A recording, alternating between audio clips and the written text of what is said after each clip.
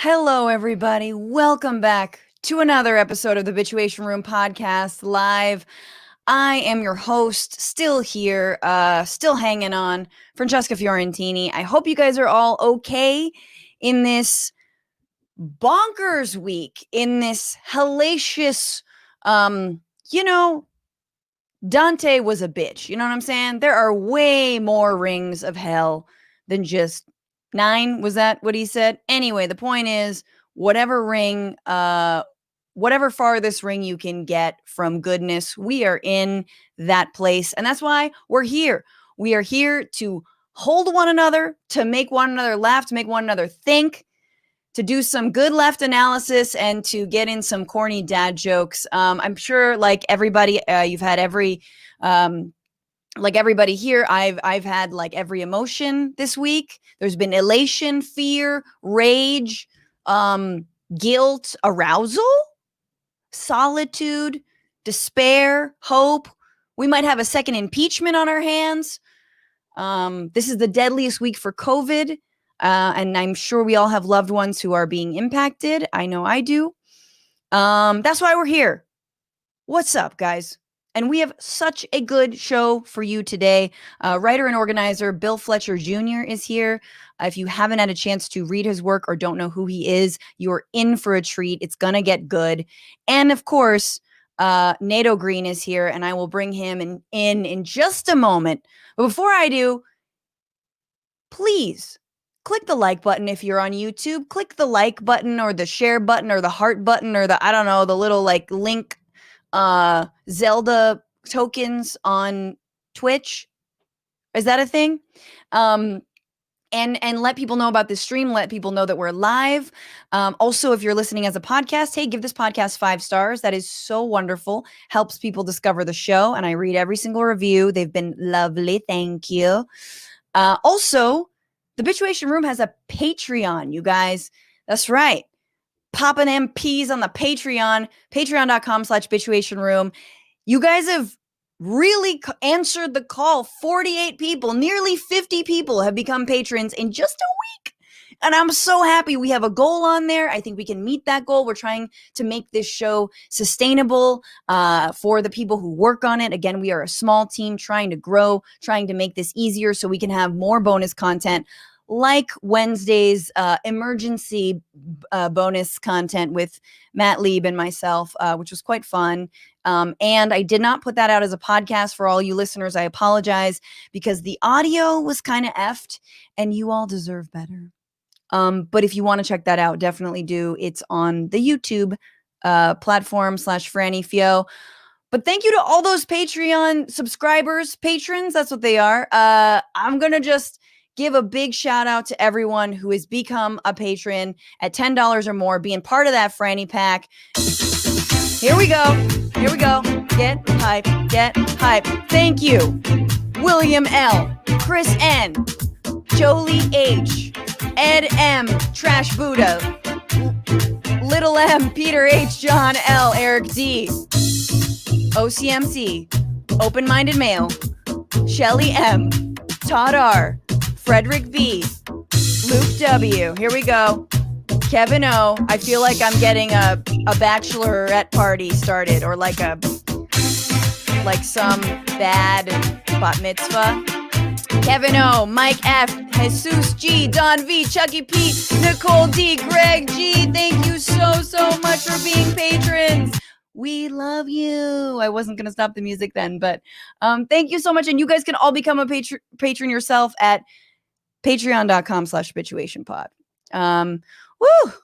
Oh, I got excited. I got excited playing all that music. I also wanted to say that I'm going to be skipping what I am personally bitching about today because I want to get to this interview with Bill Fletcher Jr. and I want to talk to Nato about everything we saw this week. But I want to warn you all, or let you know, that News Broke, which is the news comedy show that I also host on AJ Plus, is coming back for a very limited run in January. So I'm going to be funneling all of my thoughts on the Republican Party and the Democratic Party into a video and an episode that will come out next week. So stay tuned for that. But in the meantime, it's this show, and he is a comic, writer, union organizer. His comedy albums, The NATO Green Party and The Whiteness Album, are available now on Bandcamp. He's a regular contributor to the Bugle podcast as well as The Bituation Room. Please welcome Mr. Nato Green. What's up, Nato? What the fuck? This week is bullshit.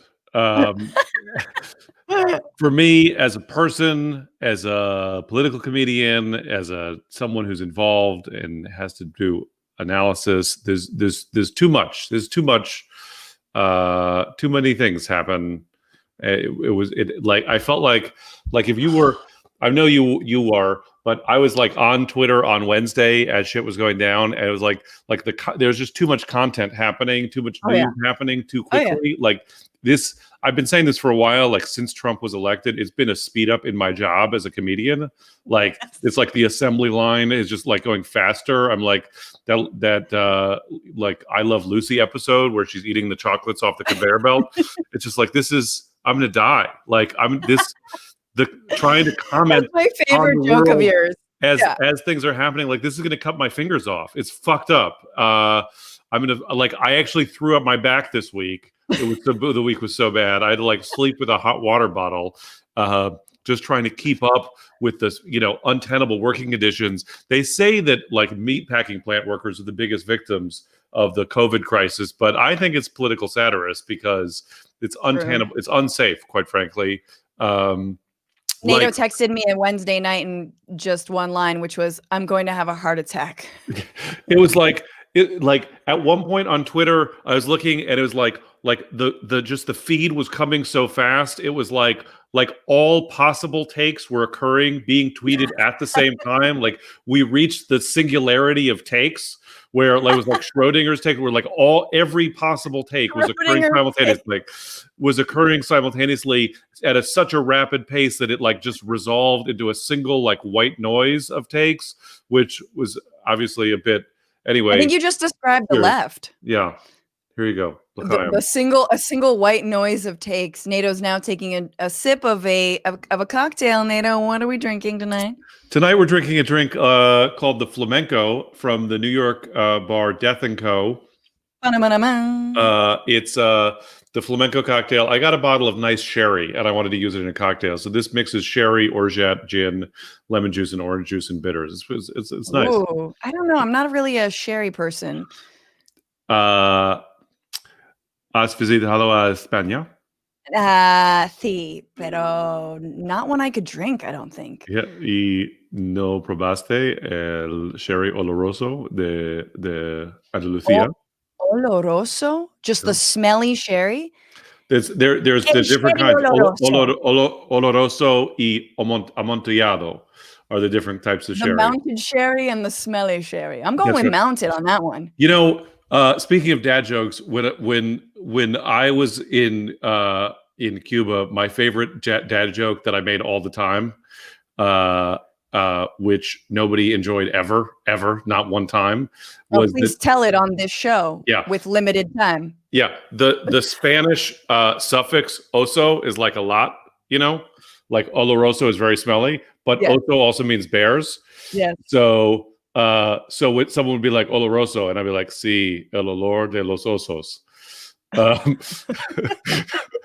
Yes, smells like bears, definitely. And people were like, what are you talking about? That type of wordplay does not track in Spanish comedy. No, it definitely doesn't. In Cuba. I feel like the Spanish might be into that one. Yeah. No disrespect to Hilaria and toda su familia. How do you say in your language cucumber? Cucumber. She said cucumber, right? ¿Cómo se dice pepino? Yeah. All right, we're not talking about Hilaria, even though we really could and should do a bonus episode all on that, because I'm not done with that storyline. But we are getting into this week that somehow we still can't get out of. As someone said on Wednesday, the 37th day of December is when it all went down, December 2020, because it seems like we can't leave 2020. This is the week where...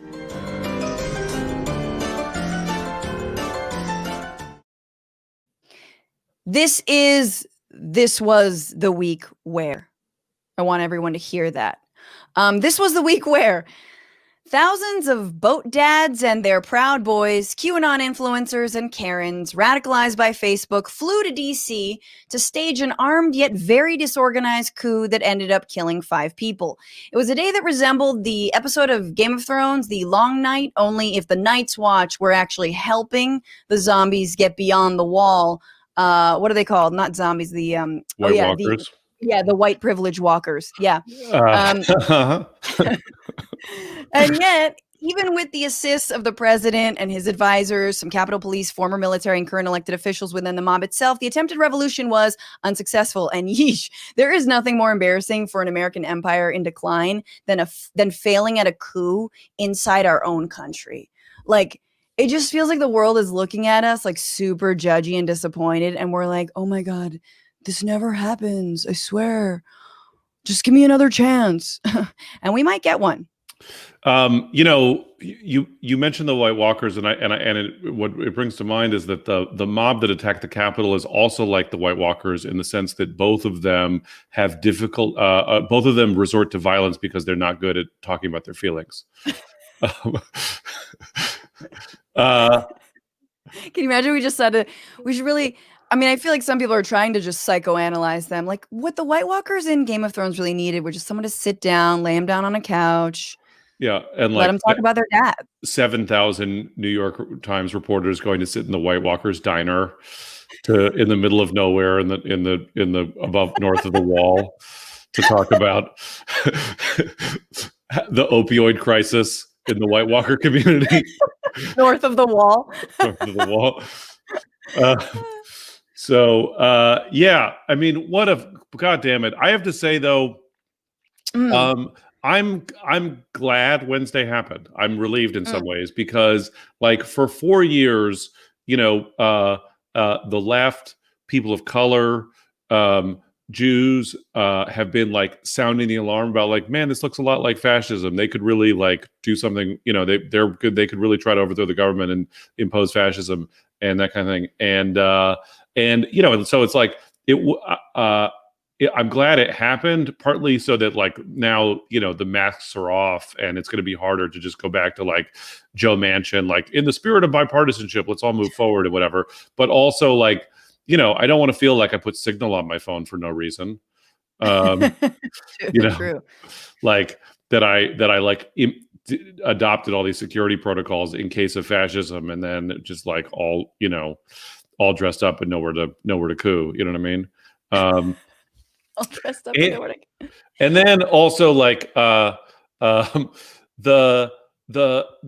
people who did it are a lot of people are scared about fascism. I'm scared. I'm not that scared about them succeeding. And here's my rule of thumb, Francesca, is ask a Salvadoran.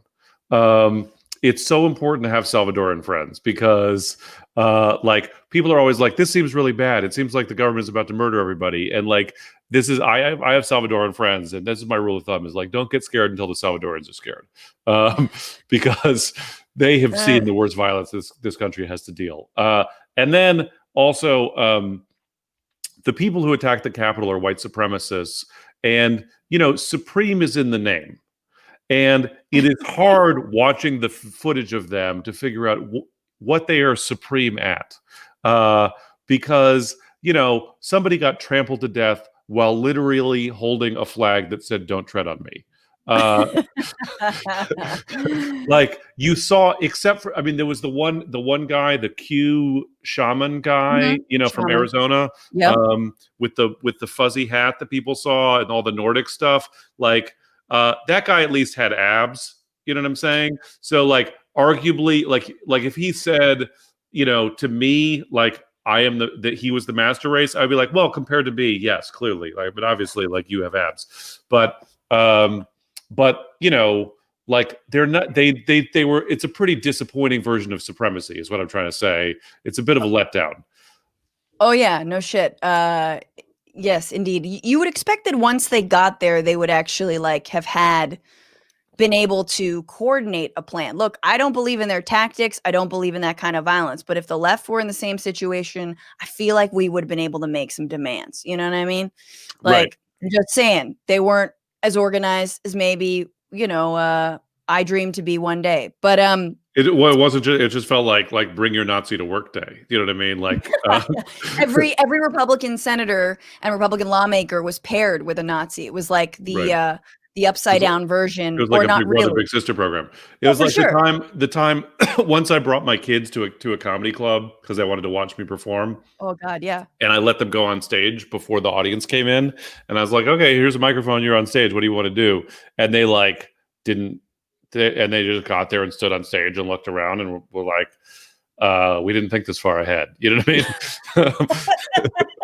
So then they just like sang the Frozen soundtrack and called it a day. Like it felt like that, but also with murder. So it's a very, very confusing. I like that. I think you should add that to your bits. Yeah, to your set My shtick, list. as Your people call shtick. it. Yeah. I haven't done stand-up in so long. Mind you, I just want to move on. This was the same day that lawmakers were trying to stage a parliamentary coup and prevent the certification of electoral college votes, despite it finally being certified in the middle of the night, basically. 127 Republican lawmakers voted to overturn the electoral college results, including senators like Ted Cruz and Josh Hawley, who are clearly auditioning for America's Next Top MAGA. And I gotta say, sedition aside, watching Ted Cruz squish his titties together to try and get the MAGA vote is both disgusting and incredibly entertaining. Yes, I don't like to make fun of how people look generally, Sure. but I will say that whenever I look at Ted Cruz, he does look like at the end of Raiders of the Lost Ark, where they open the Ark and everyone's face melts. His face always looks like the first second when people realize that their face is melting, like before it's fully melted, but like just the very beginning of the melting process. You get from Ted Cruz down to McConnell. Is like the one after McConnell. Like definitely is losing the skin from right underneath his eye. You know, like that's where it starts to melt. That's right. Yeah, right underneath the eyeball. Well, there was not all dark news this week, of course, because the same day, exactly. This was the week where, thanks to the work of grassroots organizers and people knocking doors, making calls, writing letters, and donating millions of dollars in cash, Democrats won both Georgia's Senate seats.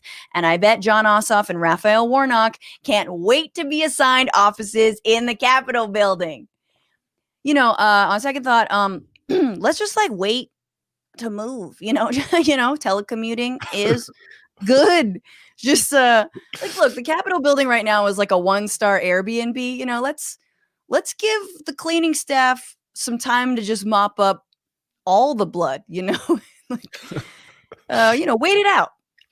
Ossoff I'm less excited about. Ossoff feels like, the first major election one, like there's been this whole proliferation of like 30-something white guy, like Obama impersonators. Sure. You know what I mean? Like, how if you're a comedian, like you can figure out, you can like sit in the back of the comedy club and over time you can be like, oh, everyone's talking like David Tell. And then suddenly like, oh, now everybody's talking like Louis or whatever the thing is. Whoever's the hot comic, now everybody's copying that person. And so Ossoff and like Mayo Pete and Beto O'Rourke are all like, there's not a red America and a blue America. There's a blah, blah, blah. Like they're all trying to do that bit, but without like having done the reading. Warnock is like, the guy from the same church as Martin Luther King becoming the senator. Like sometimes, and I'll be interested to hear what Bill Fletcher has to say about this, but there's people are like, people are always trying to understand, like, how do we locate ourselves in history? Like, has there or has there not been racial progress? Are things getting better or not getting better with regards to racism? And for the young people who are watching or listening right now, just to put in perspective, the state of Georgia just elected a progressive black man as the senator from the state of Georgia for the first time. And when I was younger, when I was a kid, there was a movie called Soul Man that was made. And it was about a rich guy who got into Harvard, and his dad told him to pay his own way. And so his solution was to put on blackface and steal a scholarship for actual black people in order to get into Harvard, because that was the only possible way he could think of to pay Harvard tuition. My God. And the We arc wonder of why we're so poisoned. Holy and fuck. the arc of the movie is that he discovers that it was wrong to wear blackface, but at no point does anyone acknowledge that it was also wrong to steal a scholarship from someone who it was for. And that it's not that, and that movie was made and people paid American dollars to see it in the theater. So, and now we have Warnock in the Senate. So I submit to you. And it won an Oscar, right? Situation Room. It was the first, it was like Green Book, but slapstick. That's right. It won a BAFTA award. So you submit that we are getting better. I submit to you that there are signs of progress. Hell yeah. Soul Man is... that movie could not be made today. Well, first of all, you know the alt-right, like Soul Man on Parler is blowing up. They like watch it like, have you actually like watched Soul Man? No. I mean, have you like watched Soul Man? Bro, like, anyway, I just want to say, they're probably on Parler being like that elitist going to Harvard and not Texas A&M or whatever. Right. I just want to pour one out for David Perdue and Kelly Loeffler. They will spend the rest of their days outsourcing American jobs to the lowest bidder and being married to the owner of the New York Stock Exchange. So life isn't fair. And, some of us will face consequences, just not them. Also, Raphael Warnock is just the 11th African-American senator ever in our democracy, in the least democratic institution, which is the Senate. So I feel like even when Democrats win, like we lose, like we won the Electoral College and the Senate, but like we still just battled for our lives to still be in a pit of snakes, Or like, yeah, like we're still in it. It's still fucked. Soul Man, that's where I like to actually go off on. This was the week where Twitter and Facebook decided they would finally boot their golden goose, Donald Trump, off their platform in a permanent suspension for, as they say, inciting and celebrating violence. Now inciting violence. Like, look, I'm all for it, but this definitely feels a little bit like when the Allies finally joined World War II. Like, thanks guys, but we could have used you back there, Trump has tried to get back onto Twitter by using other social media handles, other Twitter handles in the online version of like putting on Groucho Marx glasses and just calling yourself, my name is Ronald Rumpf. I don't know why it's like a dog. That also sounded like a really racist, like wannabe Chinese accent. I don't know why. Anyway, point is, there are also many people online who are trying to shroud their low-key defense of fascism in the language of free speech. Like, do you guys realize he's still the president for right now? And he's also like a massive celebrity. Like, he could give a press conference right now. Fox News would be happy to hear him ramble on for hours. Like, I'm pretty sure we don't need to be defending free speech rights of people who don't believe in human rights. Let's get there. Finally, a lot of people saying that this will beef up the surveillance state and it'll be used to surveil the left. I'm pretty sure it's too late, bruh. Like, I don't know if you've been paying attention, but the problem in surveillance is the application. Like, if the surveillance state actually worked to help us, the FBI would have had files on the thugs who broke into the Capitol instead of files on the raging grannies, the grandmothers who sing folk songs against the war. I'm not joking. They have an FBI file. Like, that whole argument is totally bogus to me. Nato, you missing Donald Trump? It feels like do you ever have that thing happen where like there's a buzzing sound and and then suddenly the sound goes off and you realize how quiet it is, and you're like, oh man, this is nice, and it's like that right now on Twitter, except with fewer Nazis threatening to murder me. You're like, what was that? Oh. I Oh, really. Are there fewer Nazis threatening to murder you, Nato? yeah, there's been a noticeable drop off in the number of Nazis threatening to murder me on Twitter lately. It's pretty That's great. why I lost so many followers. Oh, they were following you as the Nazis who want to murder me? You know, sometimes you got to hire some bots just in case you get uppity, Nato Green. No, it's very funny to see people telling on themselves when like there's this giant sweep of Nazis and bots off Twitter, and people are like, I'm losing 1,000 followers a minute. And you're like, oh my God. Like, yay. We have broken 1,000 live viewers, y'all. So if you haven't, throw a little happy emoji up in the chats right now. Little hand claps, and hey, become a patron. Patreon.com/bitchuation room, and you can tip the show still on Venmo, TDR-live, TBR-live, TBR live on Cash App. I'm getting myself confused with the show that I do every Monday morning with John Adirola. Nato, are you ready to bring in our guest? Yeah. Hell yeah. We are talking about the white supremacist roots of the kind of insurrection we saw on Wednesday, what the election means, both of Biden and in the Senate, and where we need to go from here to make sure we don't see any of this ever again. This is The Sitch.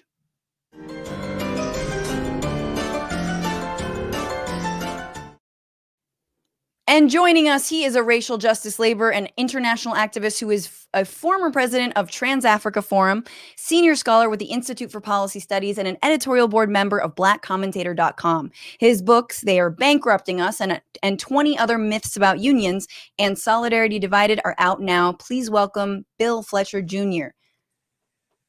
Glad to be on. Thank you very much. Thank you. Great. Yeah. I know you're up a little bit past your pundit time. You're not a pundit, but you know what I mean. Yeah. You're up past. Well, so no, thank you for hanging. That at a certain time I start turning on the TV, and I just like click off everything else. So we're cutting into your binge watching.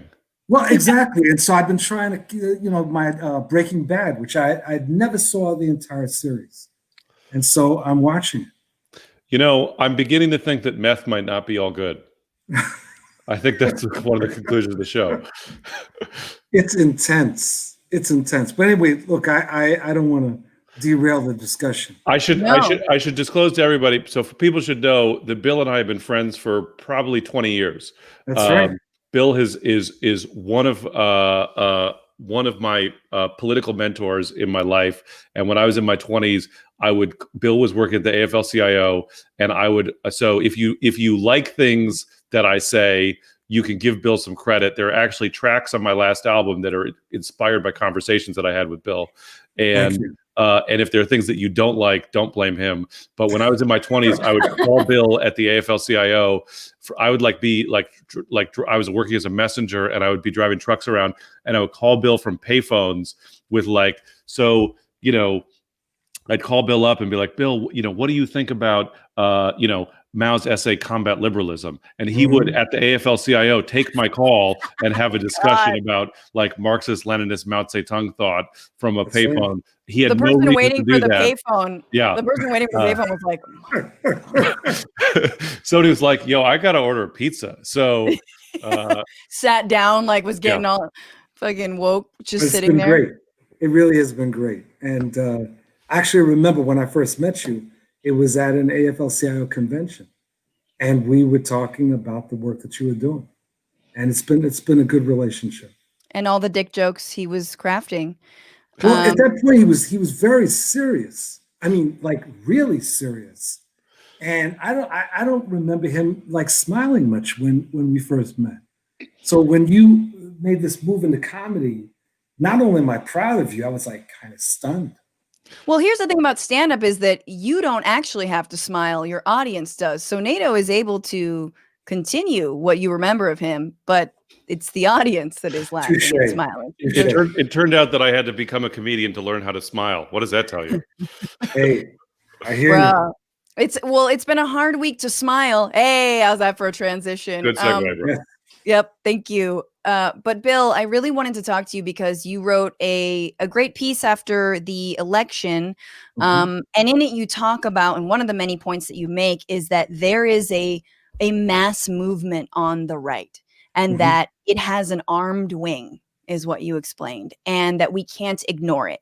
And I think we saw that mass movement on display on Wednesday. What are, like, maybe just tell us more about the contours as you see it of that movement, and we can begin to talk about how you even break it up. I think there's a lot of denial about the fact that there is even a right-wing movement. Well, that is what you just said is so incredibly important.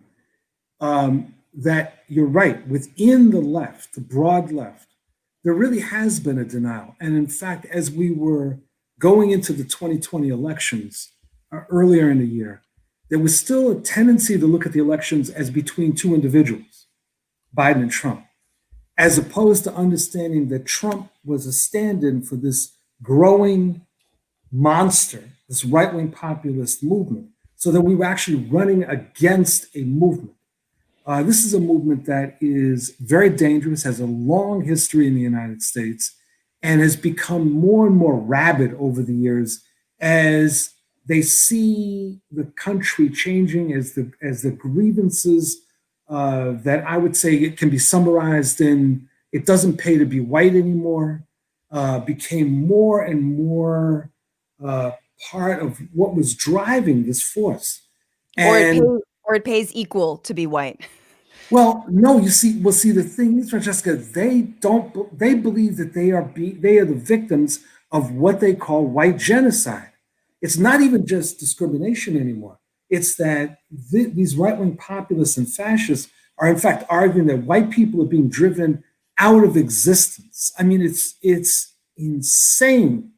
But we saw it, and we saw this armed wing make its presence known. And one thing I was listening earlier when you both were talking about what actually happened there. I think we have to be careful. There were elements of those fascists that seemed very disorganized, but then there were others that were very well armed and seemed quite intent on bringing harm to the legislators. And I think that when I was listening to Nancy Pelosi talk on 60 Minutes earlier about the fear in the staff when these fascists came into their offices and were banging on doors, I think that they didn't quite know, some of them didn't quite know what they were going to do when they came in, but others, I think, had an intention to whack, or at least, whack and maybe string up and string away some of these legislators. It's been hard to the whole time, to process the last 4 years because, and the last week is sort of a high watermark of that experience where it's like there's tremendous suffering and consequence and horror that is resulting from the politics of Trumpism. 4 people died on Wednesday. That the African-American woman was attacked in Los Angeles, just walking by a protest. So there's like trying to reconcile, and at the same time, they seem incredibly stupid and embarrassing. And it's sort of hard to synthesize, like, is it just like a super racist clown car? Or is it, crystal knocked, as Arnold Schwarzenegger said today? Or is it somehow both? Like, I don't, and then what are the implications of that analysis either way for what the strategy should be going forward? I think it's a little bit of both, man. I think I used on an earlier interview today the reference to anarcho-fascists, and some of our anarchist friends might object to that. But I think that there But really seriously, is. fuck those people. Well, look, I think that. Fuck you right back, Nato. We'll talk about anarchism another time. There are the fascists that we're dealing with. We can schedule a meeting to talk about anarchism, but you wouldn't make it. It's in the bonus content. Become a patron. Oh my God, Bill, please talk. No, that's all right. See, these anarcho-fascists, the anarchism there is not about disorganization. And it's not even about lack of leaders. It's about a sort of apocalyptic view of what needs to happen in order to bring about change and to simply unleash this cataclysm. And I think that that's what we're seeing in operation. These people are like the roaches that are under your refrigerator at night. I mean, they've been there for years, yes, and they are now coming out. They are not centralized, but there is a level of networking and coordination, as we saw. And I think that the scarier part is that there was obviously an inside job on the 6th. There was obviously some level of cooperation on the part of some elements of the Capitol Police and the staff that we're dealing with. And that's what makes us, I think, particularly dangerous. And I think we should expect more and various forms of terror from these people unless they are crushed. And that's what we have to insist. They need to be crushed. This is not about reaching across the aisle. This is not about making friends and making nice. They need to be crushed, and those who have collaborated with them need to be banished. Yeah. And what does them being crushed look like? I think it means several things. One is that they have to be prosecuted. Everyone that was, this is the stupidity of these clowns, right? They filmed everything that they were doing on the 6th. So, identifying people is not going to be that difficult. So I think everyone that was involved in that needs to be prosecuted to the full extent of the law. People have to be banned from social media. I think that there needs to be, and I know our First Amendment friends are going to object to this, but I think that there's going to have to be some serious discussion about what is on social media and the ability of people to lie and foment this kind of terror in the way that this happened. So I think that's part of what has to go down. I think that's a really good point, and it's a whole separate conversation. But I do just want to mention that we have a misunderstanding of the internet. We think that the internet is just like we think that our government is a democracy, just that like we think the state is neutral. Mm-hmm. That if you just put good people in there, everything will change completely without fundamentally changing the structure itself. And I think that's wrongheaded. So I wouldn't ever say that, that without change, our democracy is perfect. Nor, just as I wouldn't say without change, our internet is somehow perfect or a democracy or allows for a plurality of voices. Women, people of color, especially queer people, get brutalized and harassed and bullied, and they have been. And you'll hear that the loudest voices who are saying that this is about free speech are always white men, straight white men. So let's just not get that confused. I'm right here. Name Nato Green. Yeah. But I want to just say, Bill, with all this, not sort of no middle ground and not working with them, I'm feeling that. I'm feeling that really, really strongly. And in the same way that I've always felt like the Democrats that bipartisanship is overrated, I don't think that we need to be reaching out to these people. But what you're seeing is there's a certain narrative right now that these people were the working class. These are the disaffected, left behind, snubbed by democratic neoliberal working class. Even though there was a tech CEO, a son of a Brooklyn judge, a indie rocker, an elected official, even though they definitely weren't working class, but there is such a drive to try and empathize with Trumpism as, oh, this is the working class that we've forgotten. What's your response to that, even as it comes from the left? I think it's a misanalysis. that whether you're looking at the Tea Party or you look at Trump's base, it's not the poor, it's not the white poor. It tends to be, in both cases, more people that are middle income who are feeling crushed by both the poor and the rich, who are fearing what will happen as opposed to experiencing the collapse.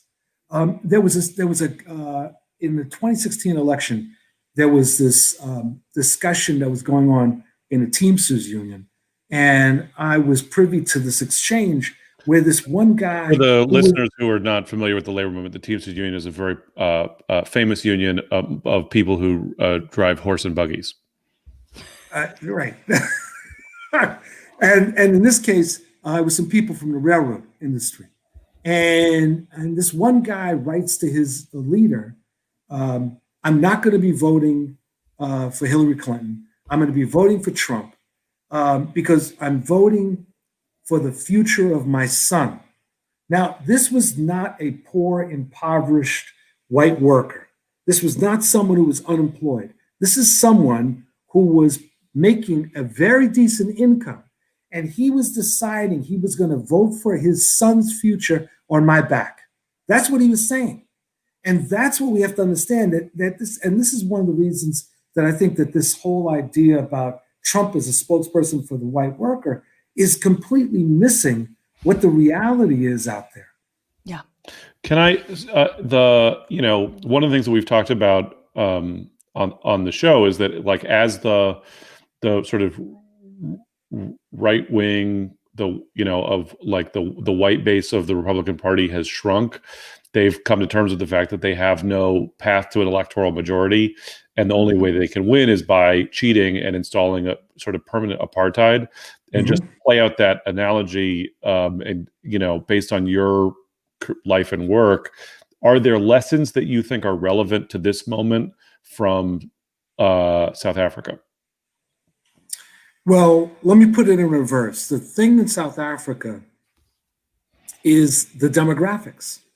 That you were starting with a Black majority country where there was a settler colony imposed upon it that numerically was never matching the African population.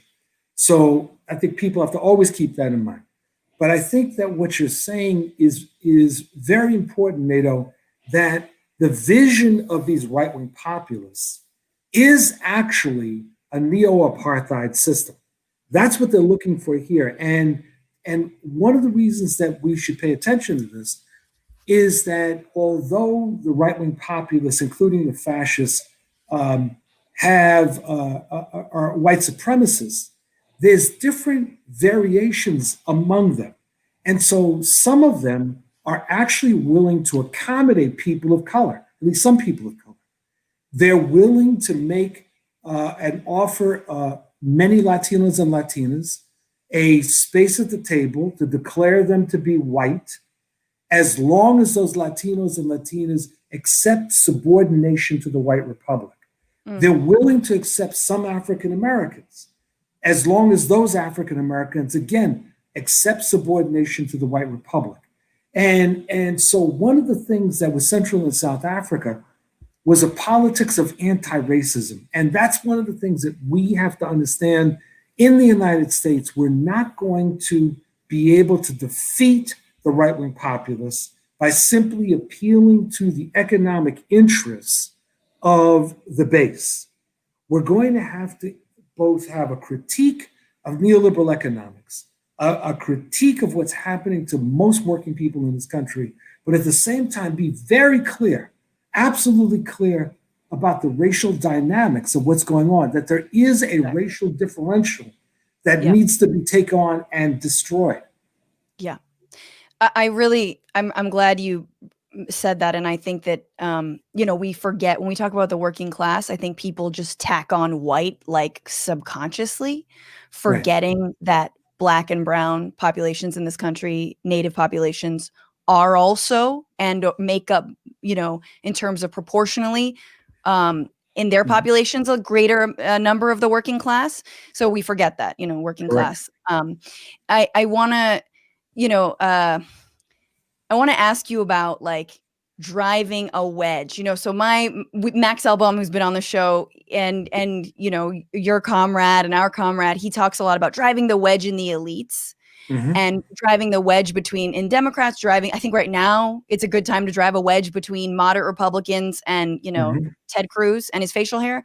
So you realize like today, Citibank announced they were going to stop making political contributions to Republicans because of who supported challenging the vote.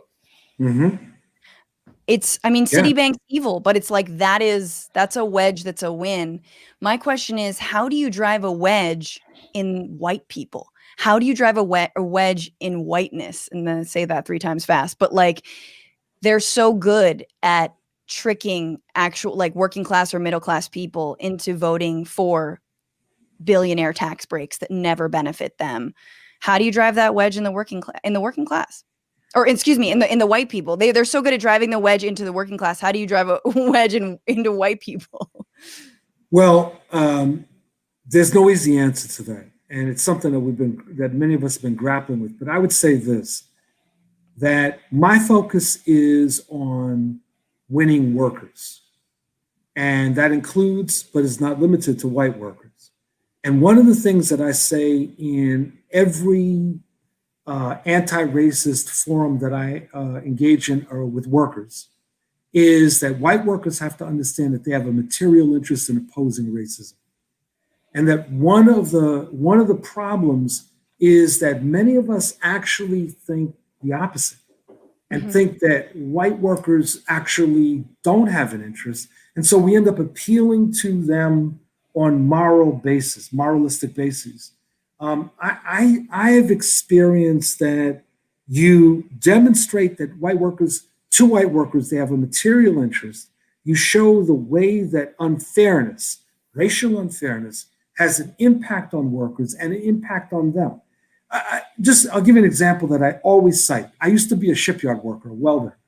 And where I worked, there on third shift, 11 p.m. to 7 a.m., there was a habit that had existed for years. And the habit was, after you did your work, you could go to sleep. Literally, but not like on the deck and open. You just go hide out somewhere and you could go to sleep. And that was accepted for years. One day, the company decided to change that rule, that behavior. And what did they do? They came in one night and they fired several African-American and Puerto Rican workers, no white workers. And they understood, and it was brilliant. It was a brilliant move on their part, because the leadership of the union was very backward. And they knew that the leadership of the union was going to look at this as only a problem of these Black and Puerto Rican workers, as opposed to understanding what the company was trying to do. They were changing a behavior by racializing it, and they moved forward. Now, fortunately, there were a group of us that fought this successfully. But that's my point, that to the extent that the white workers saw that as that's only a problem for the African Americans and Puerto Ricans, well, it was going to be hard to win them. To the extent that they then understood, wait a minute, this is not just like them, this is all of us. It's opening people's eyes through practice, and then hopefully getting to a point where you can actually engage in education. And that's a lot of what I'm doing these days, doing educationals in unions. I think it's so clear with Georgia. I mean, there was this, the like Black voters save Georgia. I mean, save the country. Black voters in Georgia save the country. Black and Latinx voters save the country. And without that being paternalistic or condescending, I think that's very true. Especially when you look at something like a $2,000, stimulus check to every American making under 75,000, whatever. Like, that is huge. That can be the difference between you surviving and not. It's not enough. There needs to be so much more that needs to happen. I think the anti-racist point is super interesting and important. I feel like Democrats for too long have been into multiracial democracy, and multiracial democracy and is not the same as anti-racist democracy. So how does that, Yeah, I mean, pick up from there, Nato, or Yeah, just like how do you navigate sort of the difference between like a genuine anti-racist politics and sort of what is the superficial politics of representation? I think that the genuine anti-racist politics is also class politics. It's about power. It's about shifting the real balance in this country. It's not just about representation, as important as representation is. The representation is insufficient because you can have, as this planet is demonstrating, a refined capitalism, which is quite multiracial, but is very repressive, if not authoritarian. And so I think it's important that we understand that genuine anti-racism is not simply eliminating various kinds of biases and changing individual behavior. It really is systemic. So anti-racism needs to be connected to understanding the way capitalism works. And this is one of the reasons, Nato, that I break out in hives when people talk about diversity trainings. Because my experience is that most diversity trainings are done in the absence of history, and they're more focused on behavior between individuals as opposed to understanding the way that the system operates. My experience is that when you actually introduce history and you talk about the construction of race and capitalism, that is when I see the lights go on in the eyes of countless white people that I've been in front of. Yeah. That's why I'm actually optimistic. Can you, I wanted to ask you about the more general question about being optimistic, because, I don't want to bum you out on a Sunday night right before you're about to go start your binge watching, but I don't know if you depends on which episode of Breaking Bad you're at, Bill. I don't know if you realize this, but this country has done some bad things to Black people. Oh, yeah. As a matter of fact, like it's a pretty undefeated run of doing bad things to Black people, and so it's like, I feel like some of the what you were talking about earlier as the white genocide fear is there's some level of projection of like what white folks assuming that a genuine multiracial society, that people of color will seek revenge, right. And do to them what white folks have done for the last 400 years. Yeah. And so it's like I sort of wonder how you anchor your politics in a sense of optimism, knowing like without how you hold both the optimism that the optimism of the will with the knowing the carnage of the history. Because I've seen people change. That's why. I've seen people that I would have assumed otherwise change. And that, going back to when I first got into the working class, when I was doing work in a shipyard, and I encountered, I went to Harvard. I was trained to run the world, right? That's what Harvard is supposed to be about. You got one of those soul man scholarships. Have you been? Did you get one of those soul man? No, actually, I didn't. But you go to these Ivy League, and that's what it is, right? And then I went into a shipyard, and it was a humbling experience. And I learned a hell of a lot. And I watched the contradictions within the working class. People who would at one point be quite racist, and then all of a sudden do something amazing, outstanding. People that were inconsistent. And then other people that stepped forward and were real fighters. So I've seen that happen. That's what gives me the optimism. The other part is that I think that we're at a very unusual moment in history where we're seeing the coming together, these tectonic plates of the environmental crisis and economic crisis, which is forcing people to rethink a lot. So that's at the level of youth, the large numbers of youth, 40 to 50%, that are open to alternatives to capitalism. This is quite remarkable. And so I think that the conditions are there for this openness, but the conditions are there also for authoritarian solutions. And I think we saw evidence of that this past week.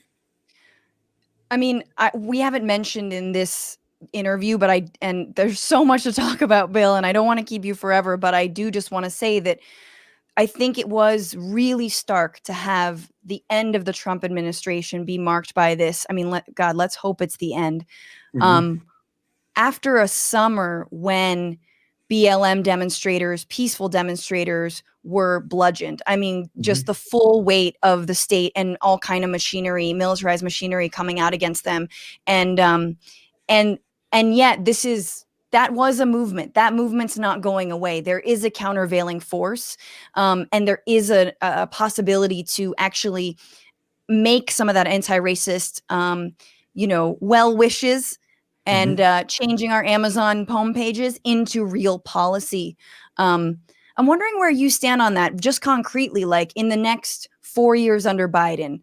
I know you're a broader thinker than that, but maybe making it more concrete. Like, where do you see the biggest openings when it comes to reform of the criminal justice system or policing?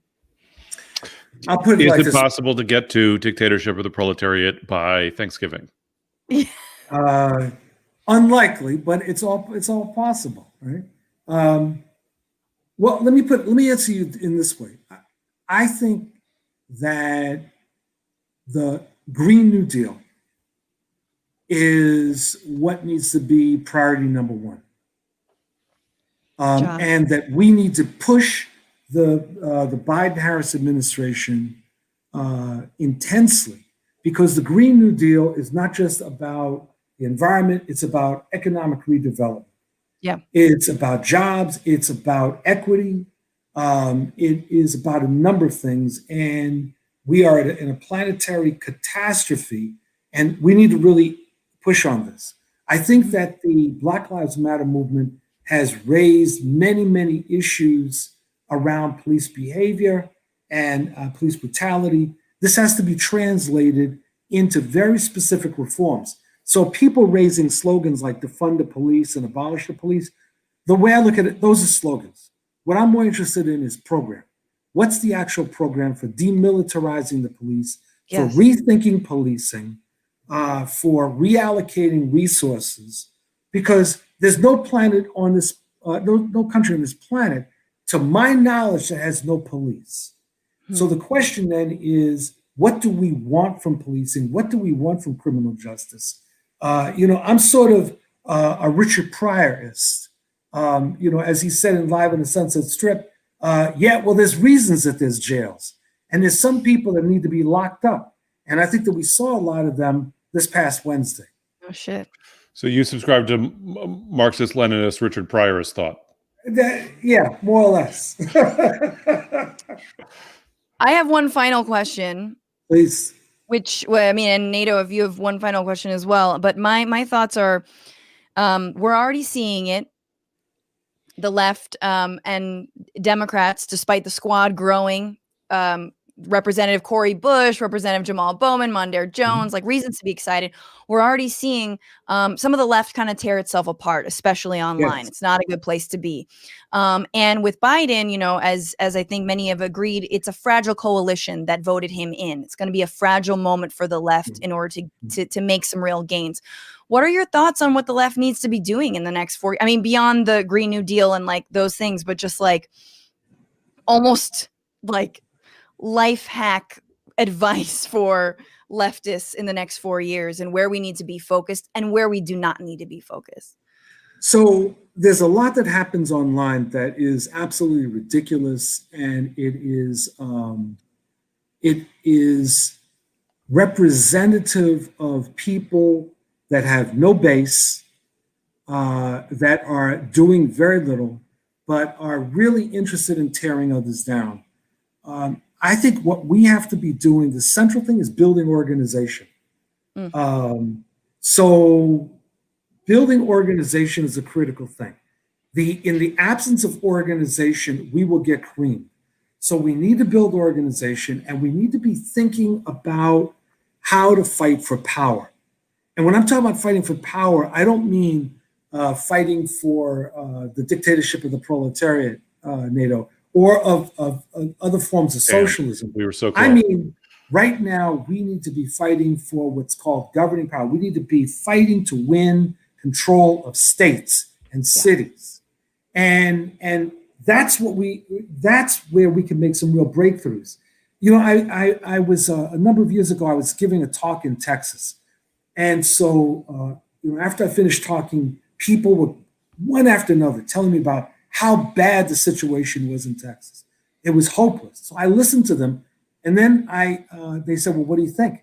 And I said, okay, how do we take over Texas? And they looked at me as if I was nuts. I've been smoking something. And I said, no. I said, I'm serious. If the question that we're asking is not how do we take over Texas, then we should just drink the Kool-Aid and call it a day. Because we've got to be thinking in Texas, what are the key cities? What are the key counties? What are the essential social movements? What counties do we not need? Who are the key opinion makers? I had a similar discussion a few weeks right after the election with some activists in Florida. And really, younger, really excited. And they said, Bill, what should we do? I said, figure out how to take over Florida. They said, yes. Sure. And I said, that's exactly what we've got to do. We've got to develop strategies and figure out how do we build the necessary alliances. And see, this is one of the things, Francesca, that scares a lot of people on the left. Building alliances. Because when you build alliances, it gets murky. I'm involved right now in work around this cause involving the Western Sahara. Northwest Africa is controlled by Spain. Most of it is occupied by Morocco, and the indigenous people are fighting for freedom. Mm-hmm. Well, this is one of the oddest things I've ever been in my life, because there's Republicans that are involved, that are interested in this and oppose the Moroccans. Well, there's friends of mine on the left that would never touch this issue because it's not pure. When you deal with real politics, it's not pure. There's all kinds of complicated analyses. And that's why a lot of these people on Twitter, in my opinion, are full of shit. They're basically just posting things because they're not engaged in the real work that is necessary if you're going to bring about change. Right. Yes. Is there time for me to get in one more question? Yeah, I'm fine. All right. Up to you guys.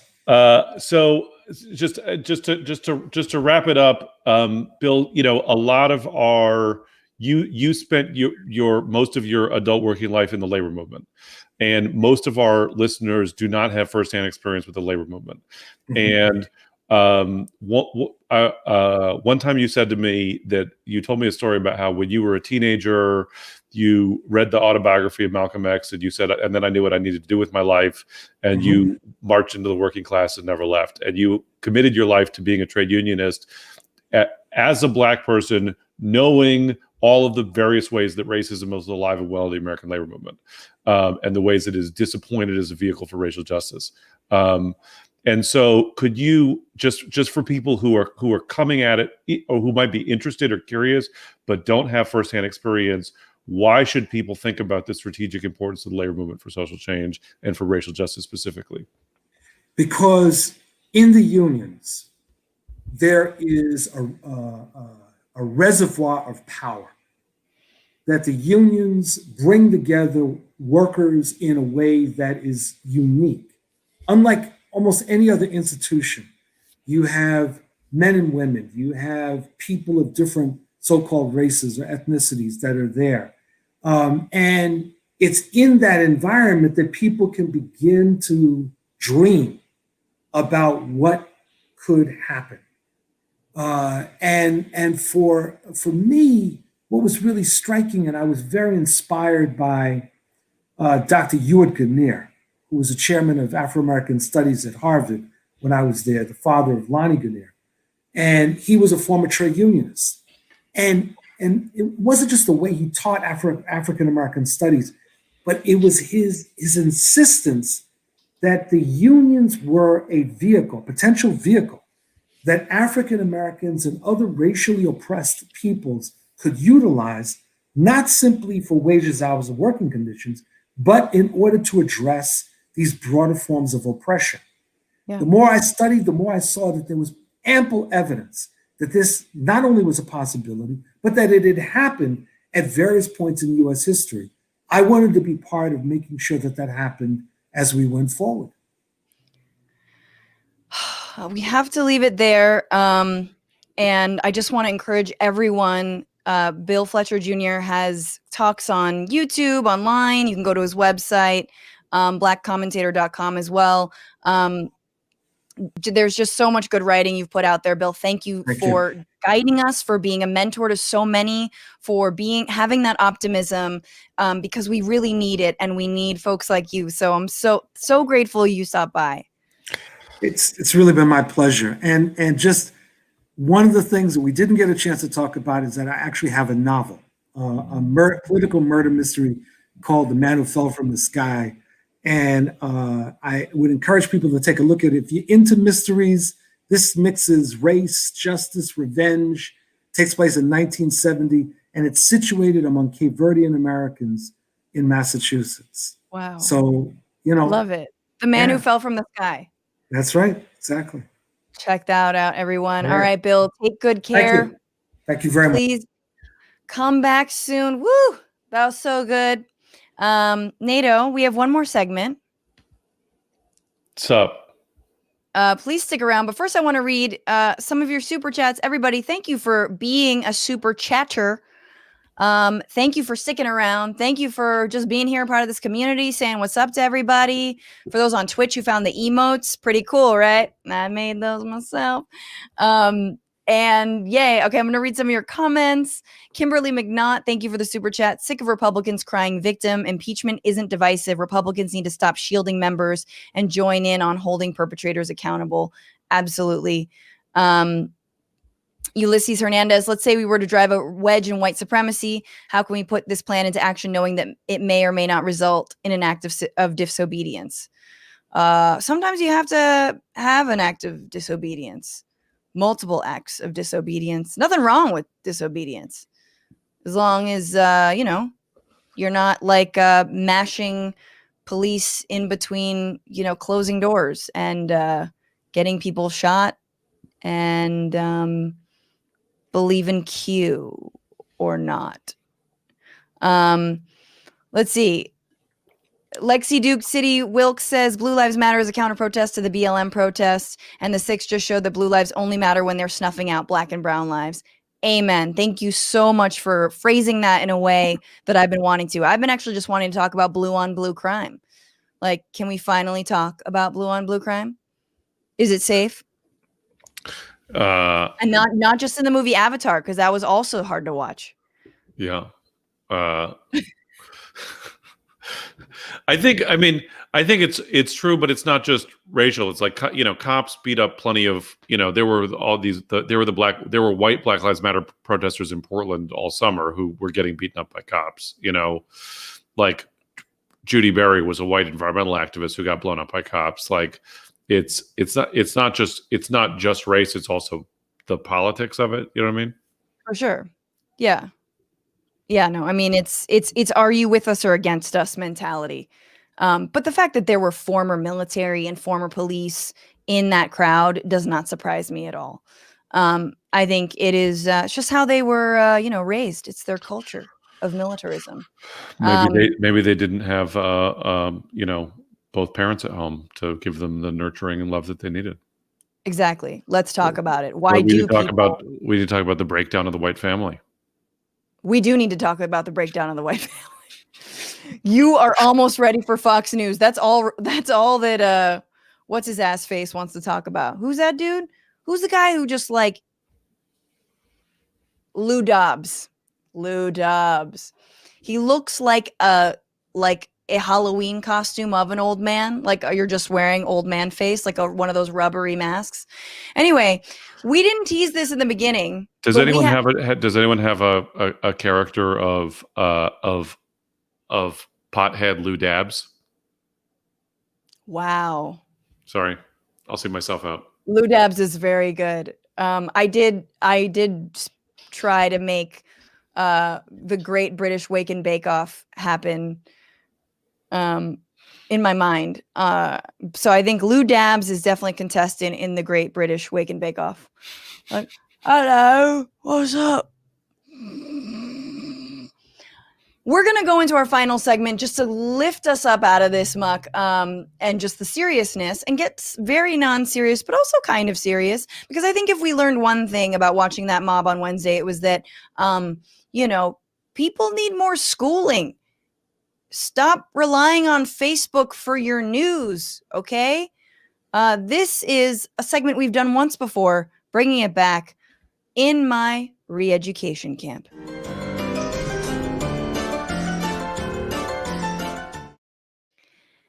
This is the segment that will get me under fire from people like Lou Dobbs to be like, see, she advocates for violent socialism. And they're wrong, because in my re-education camp, first of all, we did this once. And last time I was like, people who like wring out their sponges completely and like knowing where stuff is in the fridge and all these like really light things, a year later, however many 370,000 Americans dead later, I'm like, just anything, dude. Just how about the ABCs, bro? How about just wear a mask? How about just wearing how to put on a mask? No, but I truly feel that one of the things we need to fight for is tuition-free college.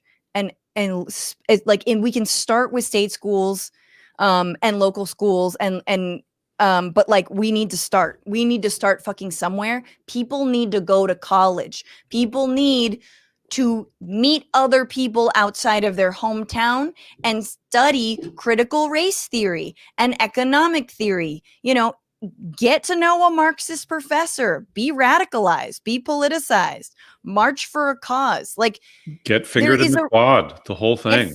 Get fingered, dude. That was in high school. But the point is that there's a reason why Republicans hate college. They hate it. They hate the intellectual elite. It's because an education leads to a greater understanding of democracy, and they fucking hate that. They don't want this country to be an actual democracy. We all need tuition-free college. That's my re-education camp. It's just a bunch of bell hooks books. All lowercase. What about you, Nato? I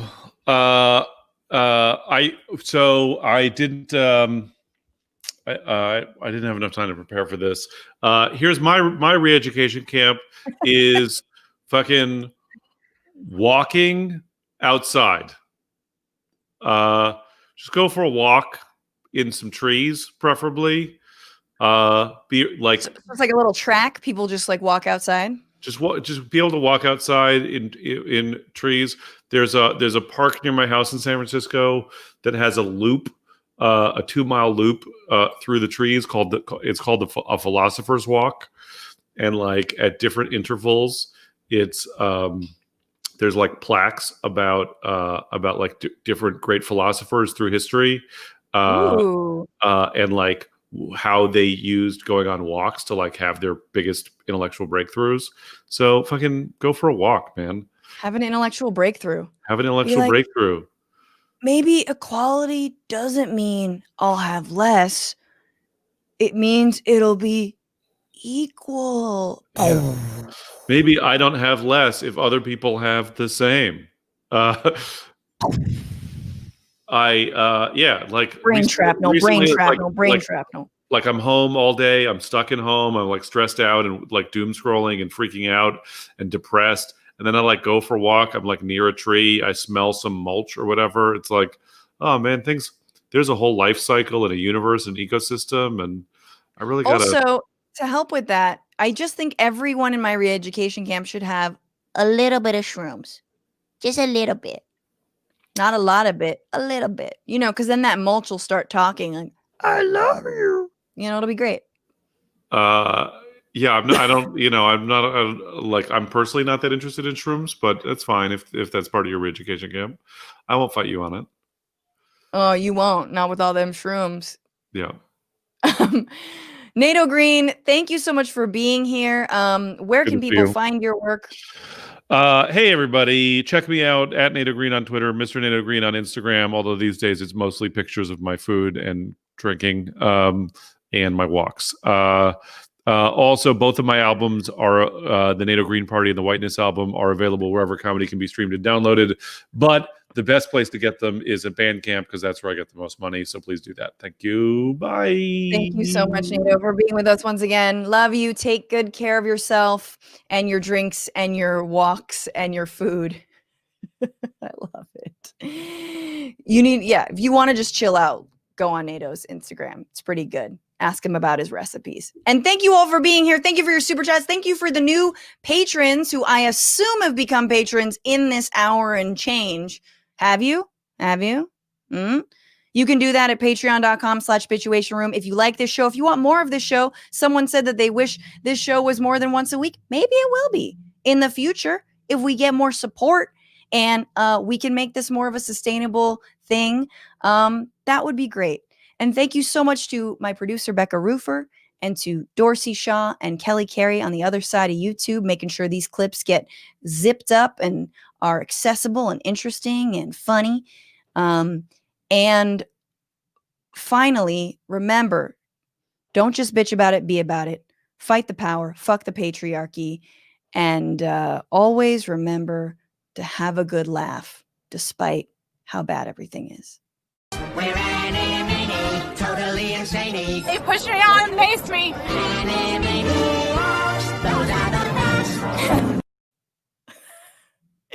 Thank you, Elizabeth, for everything you've done to make this bad time a little bit brighter.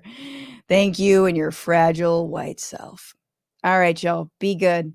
Bye.